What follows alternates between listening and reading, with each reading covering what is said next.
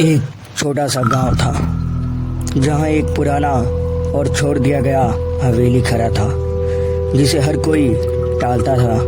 कहा जाता था कि वह हवेली श्रापित है और उसके अंदर मरे हुए आत्माओं का वास है। एक रात कुछ लोगों ने एक दूसरे को चुनौती दी कि वे उस हवेली में रात बिताएं।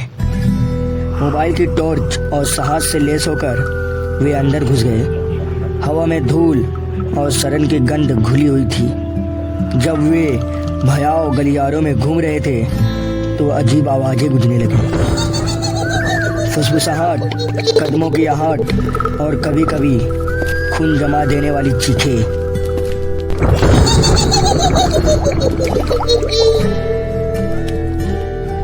ऊपर के एक कमरे में उन्होंने एक पुराना और धूल भरा आईना पाया। उन्होंने उसमें देखा तो उसमें उनके अपने चेहरे नहीं बल्कि मोर और पीड़ित आत्माएं दिखी। भयभीत होकर वह भागने की कोशिश करने लगे, किंतु जैसे मानो उनका पैर एक जगह ही जम गया हो।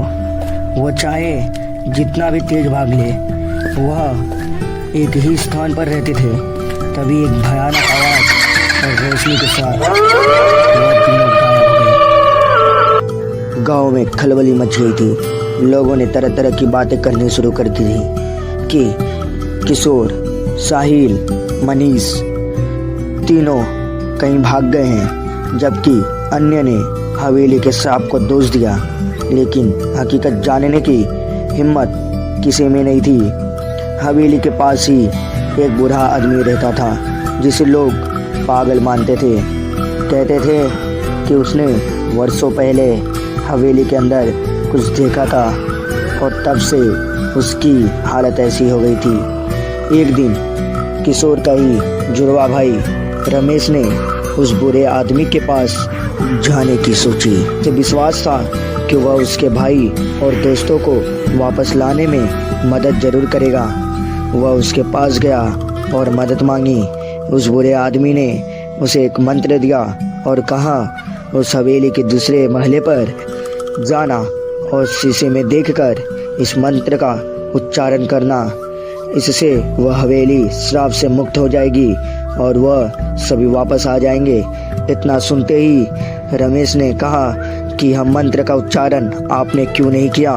उस शीशे के पास बुरे व्यक्ति ने कहा कि यह मंत्र तभी काम करेगा जब कोई जुड़वा भाई इस मंत्र का उच्चारण करेगा, इसलिए मैंने कभी कोशिश नहीं की। रमेश ने उन बुरे व्यक्ति का धन्यवाद किया और रमेश उन बुरे व्यक्ति से आज्ञा लेकर उसी रात हवेली के लिए निकल जाता है। अपने दिल में हिम्मत बांधकर हवेली में प्रवेश किया। अंदर घुसते ही उसे अजीब सी ठंड महसूस हुई। उसे भी फुसफुसाहटे, आवाजें, कदमों की आहट और खून जमा देने वाली चीखें सुनाई दे रही थी और दीवारों पर परछाइयां चलती हुई देख सकता था। रमेश ने हिम्मत जुटाकर उस आईने के कमरे की ओर बढ़ा। आईने के सामने पहुंचते ही उसने देखा कि उसमें वही आत्माएं दिख रही थी, पर इस बार वे उसके दोस्तों की ओर इशारा कर रही थी जो छाया के रूप में कैद थे। बूढ़े की सलाह के अनुसार रमेश उस मंत्र का उच्चारण करने लगा। उन शीशों के सामने अचानक हवेली में तेज रोशनी फैल गई और चीखें गूंजने लगी। आत्माएं तड़पने लगी और फिर एक एक करके गायब हो गई। उसने देखा कि उसके दोस्त आईने से बाहर निकल गए। वे सब हड़बड़ाए हुए और डरे हुए थे, लेकिन जिंदा थे। हवेली अब शांत हो चुकी थी। रमेश ने अपने दोस्तों को बाहर निकाला और गांव में वापस लौट आया। गांव वालों ने रमेश और उसके दोस्तों का बहुत स्वागत किया। हवेली अब खाली और सुरक्षित थी। रमेश की बहादुरी और बूढ़े की सलाह ने गांव को एक बार फिर से सुरक्षित बना दिया। लेकिन हवेली की कहानी और उसके सांप की दहशत हमेशा लोगों के दिलों में बनी रही। अगर आपको इसका पार्ट 2 भी चाहिए तो कमेंट कर दें।